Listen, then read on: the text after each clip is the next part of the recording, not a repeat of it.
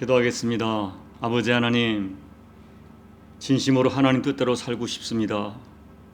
그런데 잘 되지 않아 오늘도 말씀 앞에 무릎을 꿇습니다.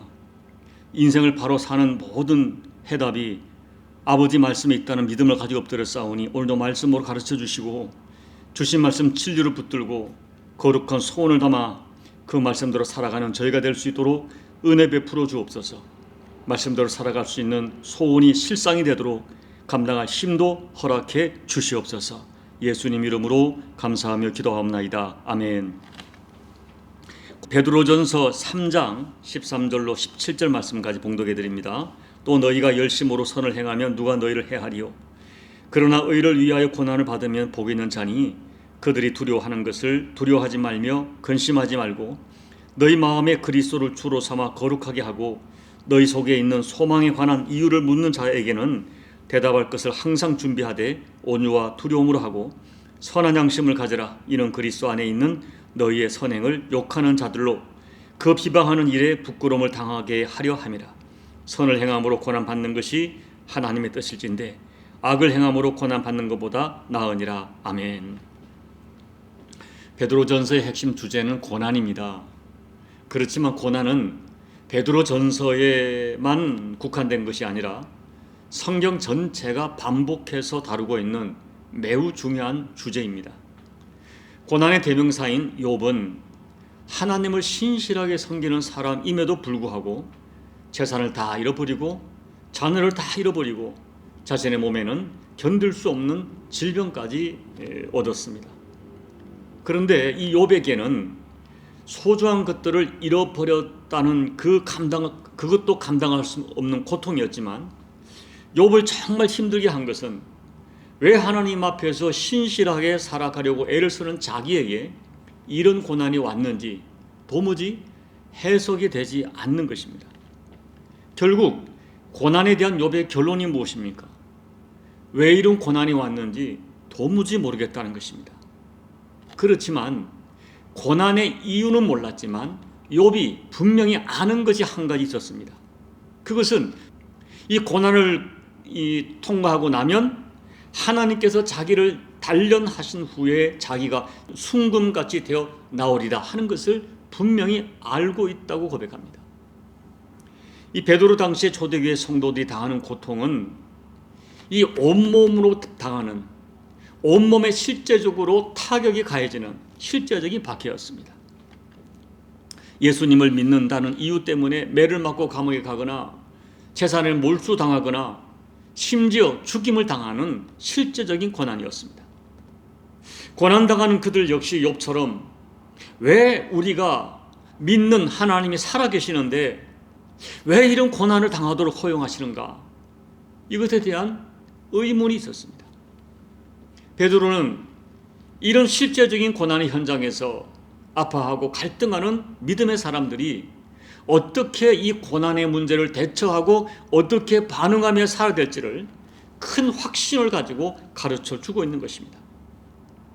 사랑하는 여러분, 성경은 예수를 믿는다고 해서 고난이 면제된다고 가르치지 않습니다. 예수님을 신실하게 믿는데도 고난은 있습니다. 아니, 오히려 예수님을 진심으로 믿기 때문에 당하는 고난이 분명히 있습니다. 이와 같이 고난이 피할 수 없는 문제라면 이 고난에 대하여 어떻게 대처할 것인가를 성경적으로 배워야 합니다. 고난은 누구에게 다 있는 것이지만 그 고난을 대하는 또 고난을 해석하는 자세에 따라 그 결과가 너무너무 달라지기 때문입니다. 그렇다면 오늘 베드로 사도는 고난당하는 성도들에게 어떻게 대처하라고 가르칩니까? 첫째, 고난의 때에 선한 양심을 지켜내고 끝까지 선을 행해야 합니다. 성경에 나타난 여러분 초대교회 성도들은 정말 선하게 살았습니다. 예수님을 영접하고 난 이후에 그들은 변화된 삶은 예수님 말씀 따라 이웃을 섬기며 모든 걸 나누어 주며 정말 선하게 살려고 애를 썼습니다. 그런데 선을 행함에도 불구하고 억울함과 박해와 손해와 멸시를 당하는 것입니다. 그런데 베드로 사도는 그와 같이 의롭고 선하게 사는 대로 고난을 받으면 복 있는 자라고 선언합니다. 14절 보십시오. 그러나 의를 위하여 고난을 받으면 복 있는 자니. 그렇기 때문에 내가 예수 믿고 선을 행함에도 불구하고 고난을 받을 때는 당황하거나 하나님을 의심하거나 원망하지 말고 이것은 복이다 라고 믿음으로 받으라는 것입니다. 예수님께서도 마태복음 5장에서 의를 행하다가 핍박받는 자는 복 있는 자니 오히려 기뻐하라고 말씀하십니다. 마태복음 5장 10절로 12절 의를 위하여 박해를 받는 자는 복이 있나니 천국이 그들의 것임이라. 나로 말미암아 너희를 욕하고 박해하고 거짓으로 너희를 거슬려 모든 악한 말을 할 때에는 너희에게 복이 있나니 기뻐하고 즐거워하라. 하늘에서 너희의 상이 큼이라. 너희 전에 있던 선지자들도 이같이 박해하였느니라. 여러분, 사람의 생각으로는 정말 수용하기 어려운 말씀이지만 예수님께서 의를 위하여 박해를 받으면 복이 있다고 분명히 말씀하시니 아멘으로 받으시고 여러분 자신을 복 있는 자로 믿으셔야 됩니다. 그런 믿음이 있기 때문에 그 어떤 고난 가운데서도 끝까지 선을 포기하지 말고 선을 행하며 살아야 한다는 것입니다. 더욱이 13절 말씀을 보면 선을 행하되 열심으로 행하라고 하십니다. 우리 성도는 소극적으로 죄를 안 지으려고 죄를 안 짓는 정도에 머무는 것이 아니라 적극적으로 선을 행하며 살도록 하나님께 부름받았습니다. 그러므로 아무리 어려워도 고난이 닥치고 박해를 받는 고난 중에도 주님이 부탁하신 선을 포기해서는 안 되는 것입니다. 그리고 16절에 보면 선한 양심을 가지라고 권면합니다. 양심이란 것은 이 사람들이 자신의 행동의 옳고 그름을 판단할 수 있도록 인식할 수 있도록 하나님이 주신 도덕적이고 영적인 의식입니다. 그런데 사람들은 삶의 위기를 당하고 고난에 몰리면 양심의 소리를 거부하고 본능적으로 현실과 타협하려고 합니다. 왜 애매하게 고난 당하는데 나만 참아야 하느냐? 이런 부정적인 생각이 강력히 들면서 이 고난에 대하여 본능적으로 육신적으로 적극적으로 대항하려고 하는 거친 생각이 듭니다. 성경은 그런 생각들이 결국 우리의 양심을 무디게 하고 우리 양심을 더럽게 하는 것이라고 합니다. 그래서 베드로 사도는 고난 당할 때 끝까지 선한 양심, 하나님의 소리, 양심의 소리를 지켜내야 한다고 역설하는 것입니다. 17절 말씀에서 선을 행함으로 고난 받는 것이 하나님의 뜻이라는 의미는 만일 이 고난이 하나님의 뜻이라면 달게 받겠다는 자세를 가지라는 것입니다. 사랑하는 여러분, 진짜 복된 사람은 고난 때문에 내가 당하는 아픔 때문에 내 양심에서 들려오는 하나님의 소리를 포기하지 않는 사람입니다. 고난 때문에 내가 지금 행하고 있던 선을 포기하지 않는 사람이고 심지어 고난을 하나님의 뜻으로 알고 기꺼이 받아들이는 그 사람이 복 있는 사람입니다. 솔직히 정말 수용하기 힘든 말씀이지만 아멘으로 받고 순종할 수 있는 진짜 복 있는 저와 여러분 되시기를 예수님 이름으로 축복합니다. 둘째, 고난을 두려워하지 말아야 합니다. 베드로 사도는 14절 말씀에서 고난 당할 때 두려워하지 말라고 권면합니다. 정확히 해석하면 세상 사람들은, 믿음이 없는 사람들은 고난의 상황이 닥치면 두려워하게 되겠지만 너희는 그 고난의 현상만 보고, 눈에 보이는 현상만 보고 두려워하지 말라는 것입니다. 아들을 아끼지 않고 주신 아버지께서, 하나님께서 왜 너를 끝까지 책임지지 않겠느냐 하는 믿음을 가지라는 것입니다. 그래서 참된 신앙은 어려움 당할 때, 고난 당할 때 진가를 바라고 증거가 나타납니다. 참믿음의 사람은 고난 당할 때 그 고난 때문에 오히려 더 주님께 가까이 갑니다. 그렇다면 왜 우리가 이 고난을 두려워해서는 안 되는 것입니까? 첫째, 고난은 일시적이기 때문입니다. 우리에게 와지는 고난은 일시적입니다. 어떤 고난도 영원하지 않습니다. 그 어떤 고난도 하나님이 정하신 때에 멈추어집니다. 결국 그 어떤 고난도 우리의 영적인 신분과 생활을 완전히 무너뜨릴 수 없습니다. 둘째, 고난을 통하여 하나님이 주시는 유익과 영적인 은혜가 반드시 있기 때문입니다. 하나님께서는 사랑하는 자녀들이 당하는 고난을 그 고난 자체만으로 끝나게 하시지 않습니다. 고난을 통하여 주시는 은혜가 반드시 있습니다. 무엇보다 이 고난을 통하여 내가 그동안 교리로 알고 귀로 듣던 하나님을 체험할 기회가 됩니다. 그렇기 때문에 우리는 고난 당할 때 고난을 면하게 해달라고만 기도할 것이 아니라 고난 중에 두려워하지 않고 이 고난 중에 살아계신 하나님을 체험할 수 있기를 오히려 소망하며 기도해야 됩니다. 그래서 15절 말씀을 보시면 너희 속에 있는 소망에 관한 이유를 묻는 자에게 대답할 것을 항상 준비하되 온유와 두려움으로 하라고 하십니다. 무슨 말씀입니까? 원망하고 불평해도 시원치 않을 상황인데도 원망도 하지 않고 낙심하지 않고 감사하고 계속 선으로 대응하는 성도들을 보면 세상 사람들은 충격을 받습니다. 그리고 어떻게 그렇게 할 수 있느냐고 묻습니다. 그때 대답할 말을 가지고 있으라. 내 사랑하는 주님 때문에 그렇게 살 수 있다고 고백하는 것입니다. 그리고 우리는 눈에 보이는 세상만을 바라보고 사는 것이 아니라 보이지 않지만 분명히 존재하는 영원한 천국을 믿기 때문이라고 대답할 것입니다. 고난 속에서도 당당한 우리를 보고 세상 사람들이 도전을 받고 우리에게 어떻게 그렇게 살 수 있느냐고 물어오도록 우리는 믿음으로 살아가야 합니다.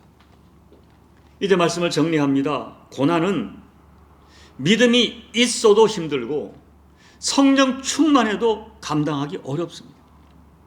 그리고 내가 지금 너무 힘든데 주님께서는 고난당하는 우리들의 눈물을 당장 씻어주지 않을 수 있습니다.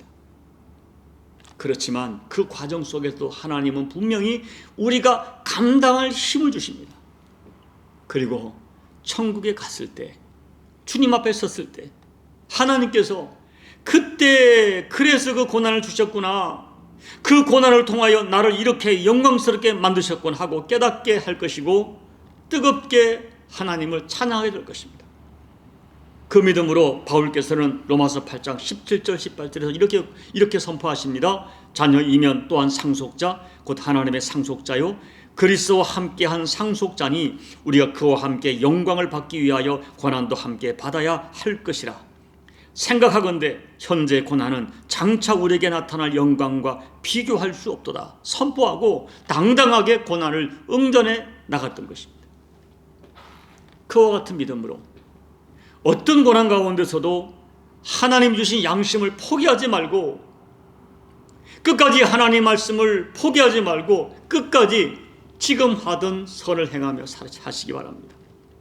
본능으로 살지 마시고 말씀으로 반응하며 살기를 바랍니다. 하나님이 내게 주신 내 심령 깊은 곳에 들려오는 양심 소리 끝까지 감당하시고 그리고 그 양심을 따라 끝까지 신앙의 자세로 살다 보면 결국 모든 것이 합력하여 선을 이루는 놀라운 역사가 저와 여러분의 삶에 반드시 일어날 것을 저는 믿습니다. 우리 인생이 정말 가치 있고 정말 영광스러울 때는 고난 중에서도 하나님의 뜻을 행할 때라는 것을 꼭 믿으시기 바랍니다. 부디 고난 당할 때 오늘 말씀으로 대응하셔서 고난을 이기고 승리하시고 오히려 고난 속에 하나님의 살아계심을 체험하시는 저와 여러분이 꼭 되시기를 예수님 이름으로 축복합니다. 아멘. 우리 찬송가 458장을 찬양하겠습니다. 너희 마음에 슬픔이 가득할 때 주가 위로해 주시리라. 아침 해같이 빛나는 마음으로 너 십자가 지고 가라. 참 기쁜 마음으로 십자가 지고 가라. 내가 기쁘게 십자가 지고 가면 슬픈 마음이 위로받네.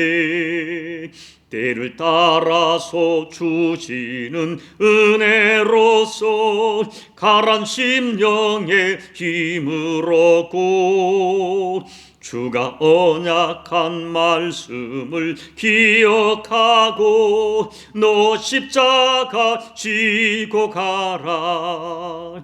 참 기쁜 마음으로 십자가 지고 가라. 내가 기쁘게 십자가 지고 가면 슬픈 마음이 위로받네.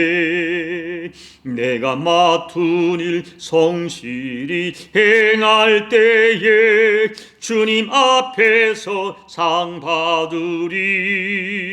주가 베푸신 은혜를 감사하며 너 십자가 지고 가라. 참 기쁜 마음으로 십자가 지고 가라. 내가 기쁘게 십자가 지고 가면 슬픈 마음이 위로받네.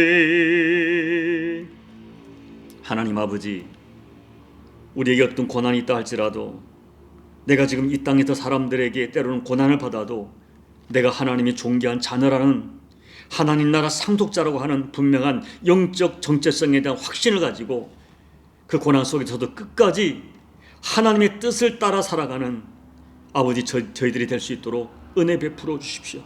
눈에 보이는 고난이 침몰돼서 양심의 소리, 선한 행동 포기하는 어리석은 자 되지 않고 어떤 고난 가운데서도 하나님의 백성으로서, 하나님의 자녀로서 지켜야 할 그 도를 지키고 그 양심의 소리를 지키며 살아가는 우리 모든 교우들이 될 수 있도록 하나님 영적으로 담대함을 주시고 감당할 힘을 허락하여 고난 속에서도 하나님의 뜻을 마음껏 드러내는 주의 백성 될 수 있도록 은혜 베풀어 주옵소서.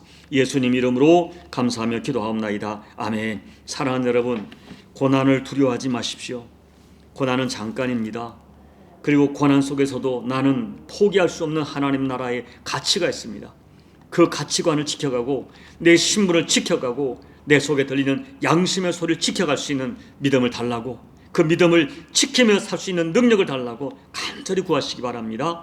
그와 같은 역사가 여러분 가정에 일어나고 우리 교회에 일어날 수 있도록 중보해 주시고, 그리고 열방과 우리 조국 대한민국에도 기도해 주시고, 여러분 각자의 개인 기도로 예배를 마무리해 주시기 바랍니다. 기도하겠습니다. 아버지 하나님, 고맙습니다. 감사합니다. 세상이 가질 수 없는 믿음을 주시고 복음을 주시고, 그리고 내 심령 속에서 하나님의 말씀, 하나님의 소리가 들려지는 은혜를 더해 주셔서 어떤 고난 가운데서 보이는 현상에만 함몰되지 않고 아버지 내 심령 속에 들리는 아버지의 말씀을 들으며 그 말씀을 따라서 살아가고자 하는 마음의 소원도 주셔서 아버지 어렵고 힘들어도 세상이 뭐라 하더라도 그 길을 또박또박 걸어갈 수 있는 믿음과 용기를 주신 것 감사합니다. 그 믿음을 지켜내고 내 속에 들려오는 양심의 소리 지켜내고 믿음의 길을 끝까지 경주할 수 있는 종과 우리 교우들이 될 수 있도록 아버지 은혜 베풀어 주옵소서. 하나님 아버지, 하나님 아버지, 정말 내가 어떠한 사람인 것을 결코 잊지 않도록 우리에게 믿음을 허락해 주시기를 간절히 기도하고 합니다. 내가 하나님의 자녀이고 하나님 나라 상속자이기 때문에